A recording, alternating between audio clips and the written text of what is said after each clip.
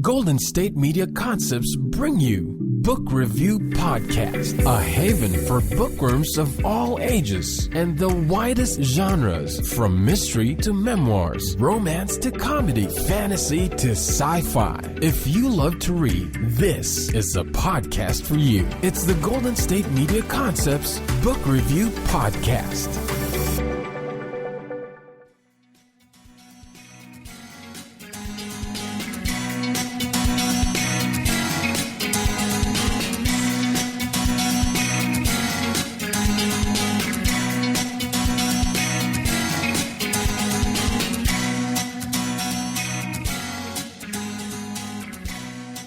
Hello and welcome to the GSMC Book Review Podcast, brought to you by the GSMC Podcast Network. I am your host, Sarah, and we are here on this last day of May. This year is going so fast. We're here to talk about some books. I was thinking about what to include in this episode, and I was thinking about some of the interviews that I've done over the last year. If you tuned into the episode a couple of times ago, I was giving a few updates on some of the new books that the authors that I've interviewed have coming out. So as I was doing that episode, I was looking through all of the authors that I've interviewed and their books, etc. And so as I was looking through that list, I came across Jeannie M. Dixon's Grounded Hearts. That interview was a while back. I won't say a couple of weeks like I kept saying last time, because it wasn't. It was last year sometime. Grounded Hearts is set in Ireland in World War II, and I interviewed her a while back. So I was thinking about some of the other World War II historical fiction books that I've read. And a couple of years ago maybe, I seem to have gone through this phase almost unintentionally, where I read a whole bunch of historical fiction novels set during World War II in various locations and different storylines. So I thought, hey, there is a common theme. Maybe I will do an episode on historical fiction set during World War II.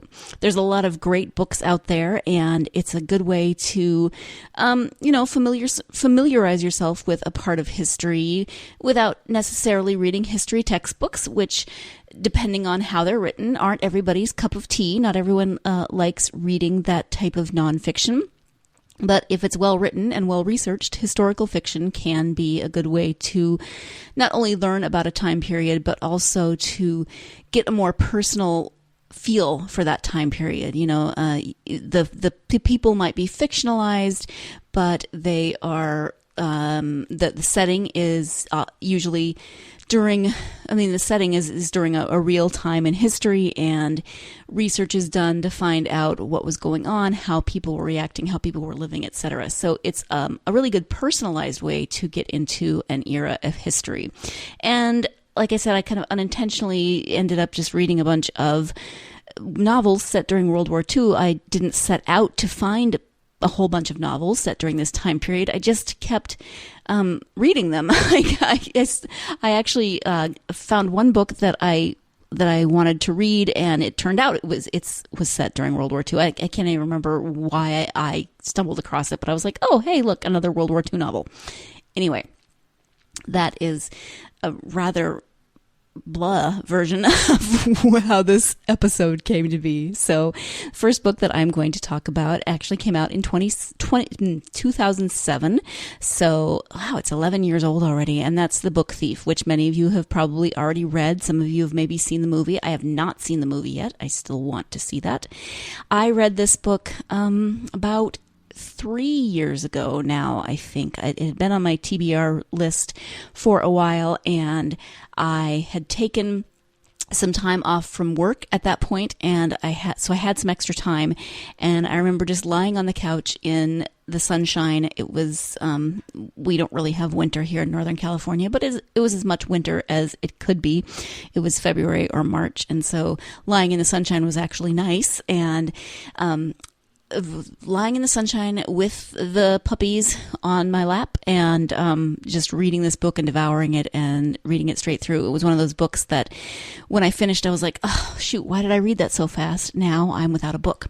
So maybe you've already read this, maybe you haven't, but this is my first choice in my World War II historical fiction episode. Let me give you the description of that book. It is The Book Thief by Marcus Zusak, and the description is as follows. When death has a story to tell, you listen. It is 1939, Nazi Germany. The country is holding its breath. Death has never been busier and will become busier still. Liesel Meminger is a foster girl living outside of Munich who scratches out a meager existence for herself by stealing when she encounters something she can't resist: books. With the help of her accordion-playing foster father, she learns to read and shares her stolen books with her neighbors during bombing raids, as well as with the Jewish man hidden in her basement. So that is a really interesting description of this book. It's been a few years since I read it, and when I went on to Amazon to read the description, I was like, well, yeah, that kind of describes the book, maybe. But the first thing that jumps out at you is when death has a story to tell, you listen. And that's the first thing that you notice about this book, is that it's being told by death. It's not told from the perspective of Liesel, who is the main character. She is the book thief. No, it is told by death, who is very busy, unfortunately, because this is a time of war. And so death is watching the events of the war unfold. Death is watching the events surrounding Liesel Meminger unfold. And Liesel is, as it says, a foster girl. So she's living outside of Munich.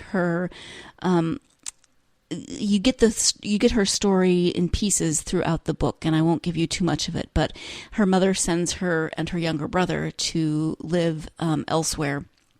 It's happened to so many children during the war in different countries. And her brother actually dies on the train going out. So that kind of starts her journey, and she experiences a lot of survivor guilt over that. And she's the book thief. It's interesting because I think the number is 5. I think she talks about the 5 books that she steals during this time, or maybe Death talks about the 5 books that she steals. And each book has there's a story behind why she steals it, and she becomes fascinated with words. As it says, her foster father teaches her to read. Her foster father is a good man who does everything he can to kind of help Liesel. Her foster mother is a more complicated character, much harder, not as easy to like, but still has, her sense of integrity about her. Then their situation becomes more complicated. So first off, this book is interesting because it's told by death. It's also interesting in a World War II perspective because it is set in Nazi Germany. Often books are, when I think of World War II books, I often think of them being set elsewhere, maybe Britain, or maybe England, maybe France, maybe America, somewhere on the Allies side. This is told about Nazi Germany, so you really are seeing what it's like to just be kind of an ordinary person living in Nazi Germany during this time, maybe knowing what's going on, maybe trying to ignore what's going on, maybe being fully supportive of what's going on. But you really get a glimpse into the lives of people. And there are ways that people are trying to in various levels trying to resist what the Nazis are doing. It's a very dangerous time to be living, and even if it's perceived that you're resisting or working against the government, it can be very dangerous. So the fact that Hans hides a Jewish man in his basement is huge, and it's to fulfill a promise that he made to someone who saved his life. I think it was during World War I. So he's hiding a Jewish man in his basement in the middle of Munich in Nazi Germany in 1939. Talk about dangerous. So Liesel is experiencing a lot for a young girl. She's experiencing learning about this person, this other, this Jewish man who's living in the basement, and she goes and reads to him. She gets to know him. There's a lot around that. Again, I don't want to give too much away if you haven't read it, but it's a really fascinating story, and as I said, I laid on the couch and I read it.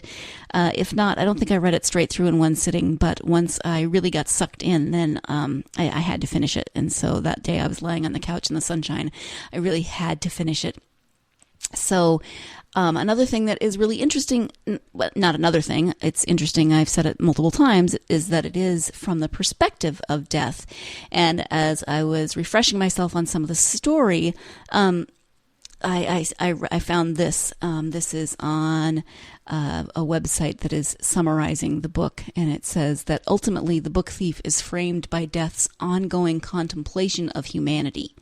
Death finds it impossible to weigh the value of human beings, with some capable of great malice and criminality like Hitler, and others capable of great strength and bravery like Liesel and Hans.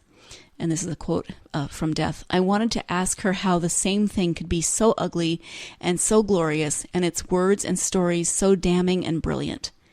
Thus is death haunted by humans, just as humans are haunted by death. A jaded metaphysical being so used to dying could only be fearful of, and at times amazed by, those who live. So you get this really fascinating, it's not only a fascinating look at life in Nazi Germany in 1939 and beyond, a fascinating view of life, of living in this time of hiding a Jewish man in the basement, but also this really interesting dichotomy of life and death as told by death, as death is very busy during the war and trying to kind of figure out humans by how they die. So even if you aren't interested in this as a historical fiction novel, you might be interested in just this sort of metaphysical way of telling it from the perspective of death.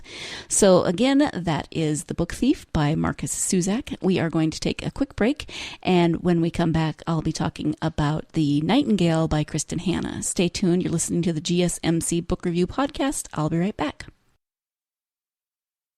Still on the search of that one true love? On the limbo in this crazy world of dating, marriage, relationships? Well, listen to the Golden State Media Concepts Relationship Podcast, your one-stop podcast for everything about relationships.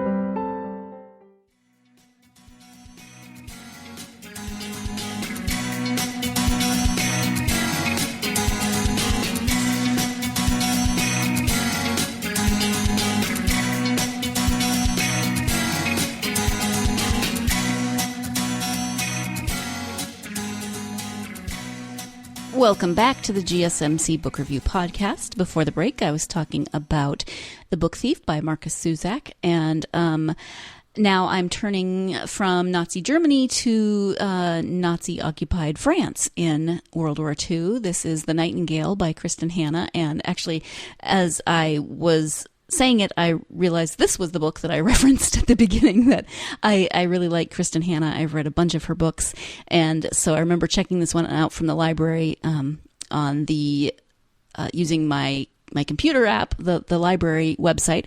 So I checked it out as an ebook, and I remember just typing in Kristin Hannah and seeing what was new. I didn't even read the book description. I just got the newest book by her and checked it out, and then I was like, oh, hey, look, it's World War II.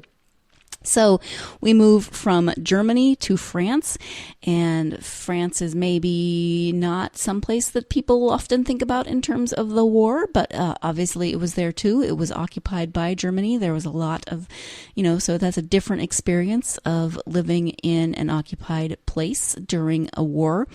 The description of this book: with courage, grace, and powerful insight, best-selling author Kristin Hannah captures the epic panorama of World War II and illuminates an intimate part of history seldom seen: the Women's War. The Nightingale tells the stories of two sisters, separated by years and experience, by ideals, passion, and circumstance, each embarking on her own dangerous path toward survival, love, and freedom in German-occupied, war-torn France. A heartbreakingly beautiful novel that celebrates the resilience of the human spirit and the durability of women. It is a novel for everyone, a novel for a lifetime. So that is the description from The Nightingale by Kristin Hannah. And one thing that I love about Hannah's novels is that they are often historical fiction, but they always also have these really intense family relationships.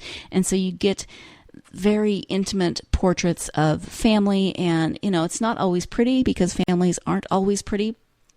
It's sometimes contentious relationships, sometimes very loving relationships, but always, these very real kinds of relationships and family dynamics. And it's the same in this one, where you have two sisters living in France when it is occupied by Nazi Germany.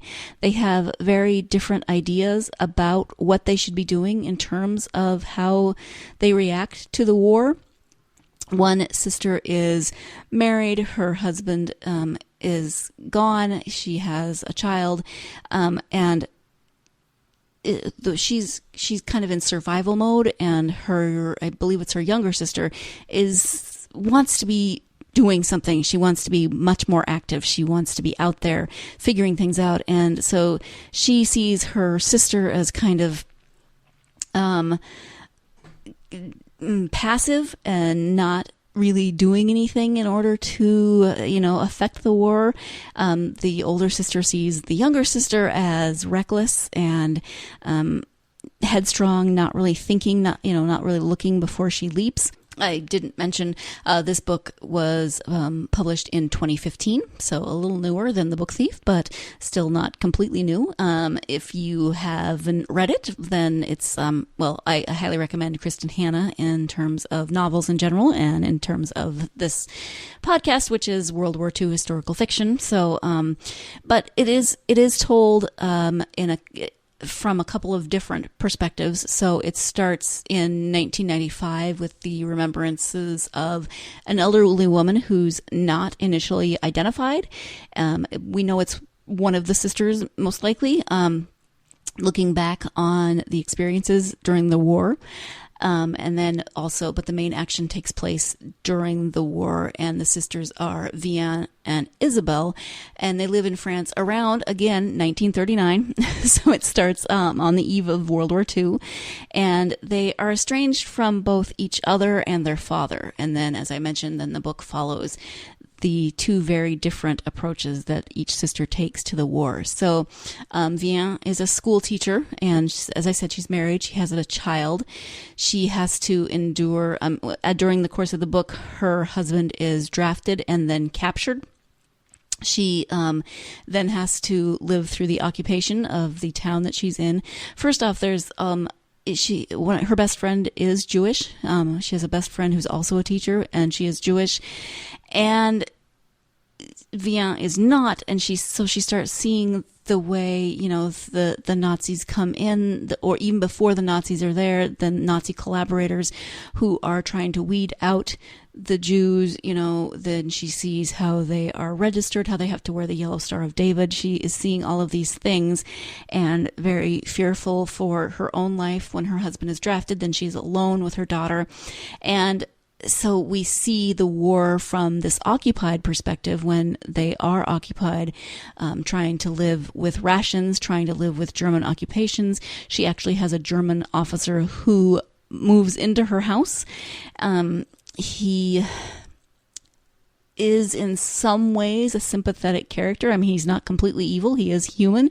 And she learns to appreciate some of the things about him. She actually ends up becoming his lover at one point, after her husband is captured. And she also, she does start working then, as best she can in this in this situation. So she stays where she is with her daughter, Sophie. She does eventually start sheltering Jewish children. She adopts the 3-year-old son of her best friend, Rachel, after Rachel is deported to the concentration camp. And then she starts sheltering other Jewish children. She finds a place to hide them there, and she ends up hiding about 19 children in this nearby hiding place. So we get her story. Then we also get Isabel's story, and she is the younger sister. She's the more impetuous sister. She is initially kind of unimpressed, resentful even of the way she feels that Vian is collaborating or being passive in the war. She isn't around later when Vian starts taking much bigger risks. But the younger sister actually leaves. She decides to take a more active role, and she joins the French resistance. So she's initially tasked with distributing anti-Nazi propaganda. She goes to Paris, and then she becomes involved with a plan to help Allied airmen downed Allied airmen to escape to the British embassy in neutral Spain. So she takes these huge risks where she is traveling back and forth through the mountains, picking up the downed airmen, running them along a route to neutral Spain. It's extremely dangerous. It's extremely hazardous. And so she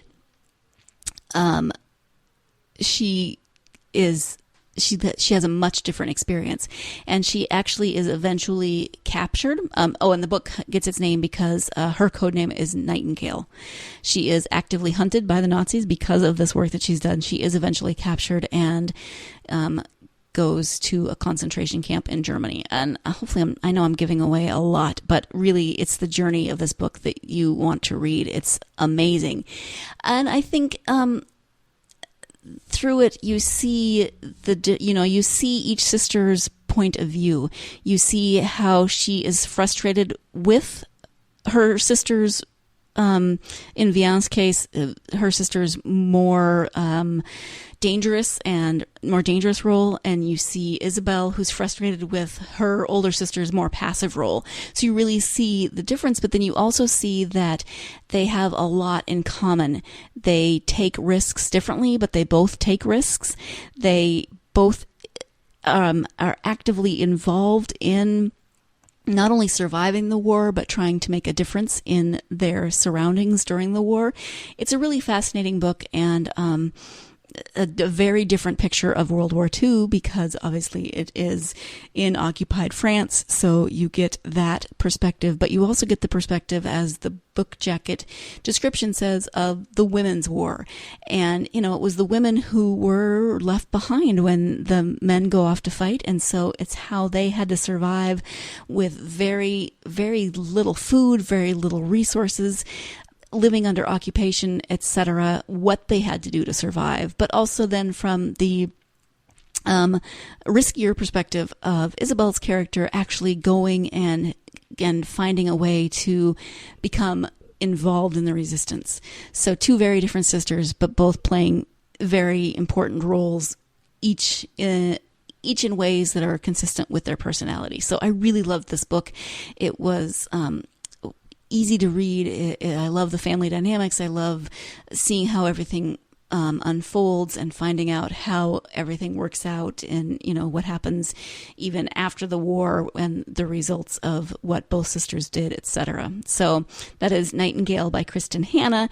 And when we come back, we're going to take our second break of the podcast. But when we come back, we're actually staying in France this time to talk about a book called Sarah's Key. So stay tuned. You're listening to the GSMC Book Review Podcast, and I will be right back. Tired of searching the vast jungle of podcasts? Now listen close and hear this out.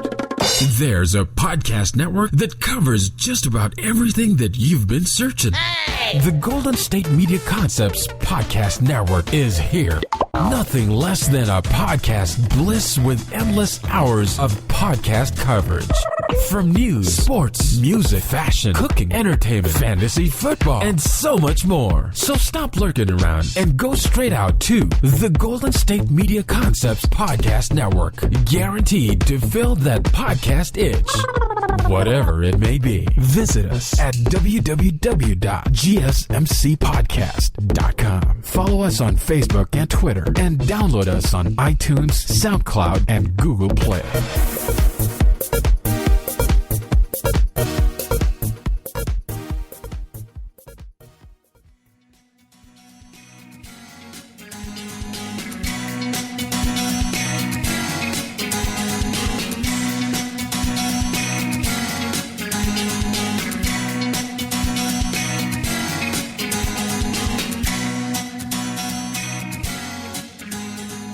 Welcome back to the GSMC Book Review Podcast, and my third book for this episode of World War II historical fiction.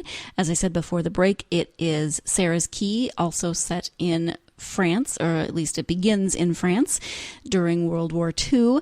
And this time it centers the part during, well, the book in general centers in Paris. This is also like The Nightingale, takes place from two different perspectives, one modern and one during the war. So let me give you the description of that book.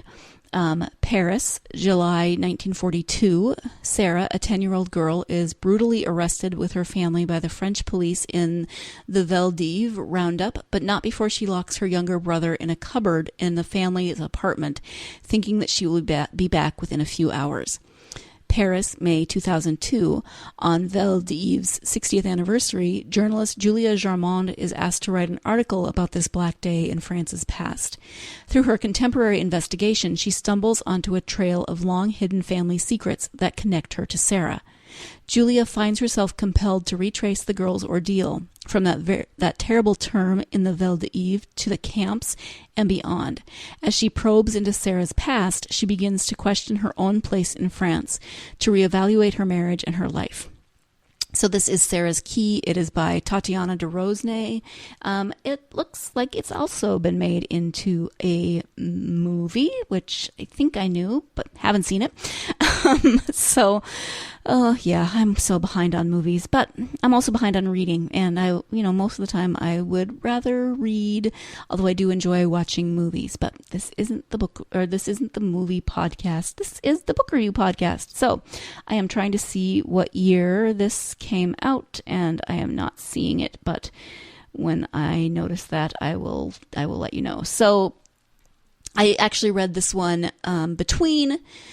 I'm not doing them in the order that I read them because I read this one between The Book Thief and The Nightingale. In fact, after I'd finished The Book Thief and I was having my book hangover of, oh man, I just finished a book that I really liked, and now what am I going to do? I don't know if you ever get into that feeling of, oh man, I loved these characters and now I have to leave them, and I really want another great book, but I don't have the energy to start one just right now.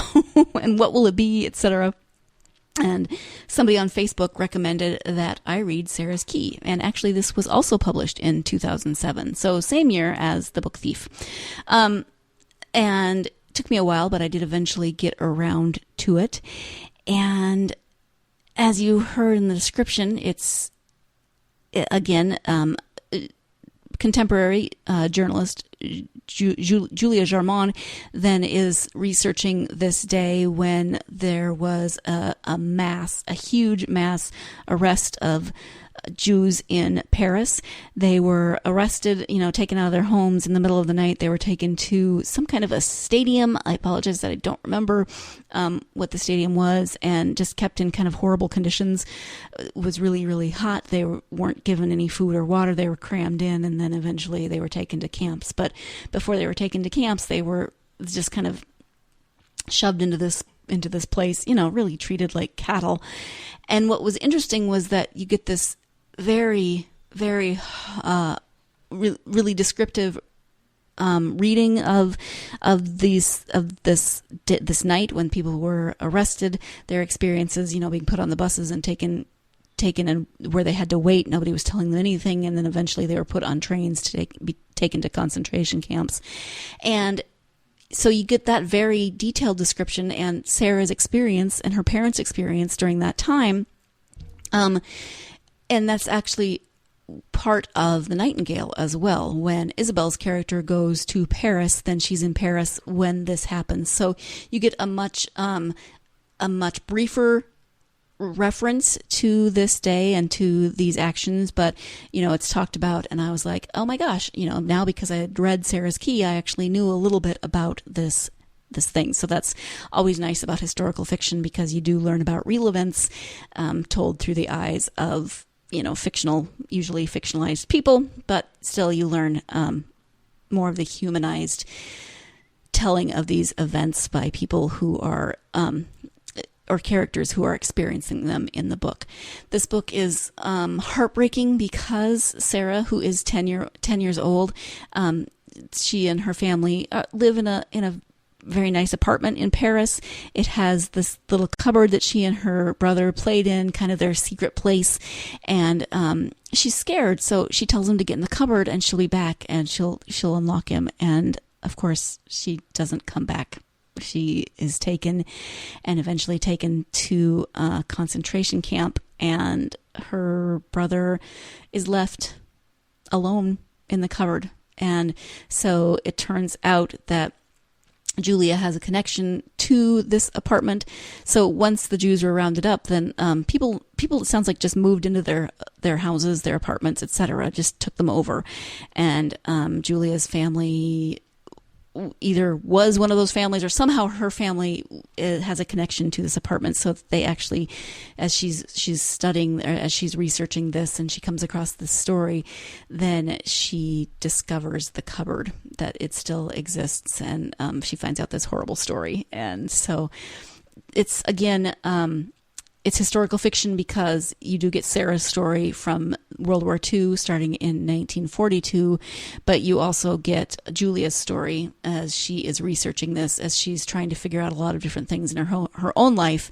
So you get two different perspectives, but kind of centering on that French police roundup of the Jews in Paris in 1942. So again, it's really well written. It tells really compelling stories. Julia's story is compelling in a different way from Sarah's story. Sarah's story is much more harrowing, but as Julia is researching this story and writing her article, then she is again trying to work through things and issues in her own life, in her marriage, figuring those things out, uncovering stuff about the family that she didn't know before, etc., etc. So you get lots of different layers, and I really love books like that where you get not only historical fiction, but you also get family dynamics. I really like books that have lots of layers to them. So that is Sarah's Key. Sarah's Key and Nightingale by Kristin Hannah are both set in France during World War II.